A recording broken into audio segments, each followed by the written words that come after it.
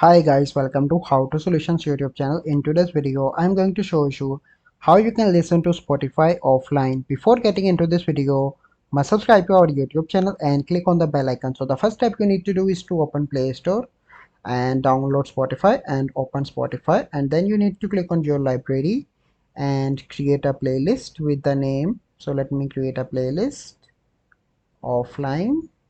Okay, click on create. So here you can see that playlist is created. Now you simply need to add songs into your playlist. Okay, so as you can see that, then you, with the three dots, you will find an option of download, and you also find here an option of download, but that option is only available if you have Spotify Premium. Once you have Spotify Premium, you will find here an option of download. You simply need to click on that option of download and all songs will be downloaded. Then you need to turn off your internet connection and you can enjoy your favorite songs offline on Spotify. I hope you find this video helpful.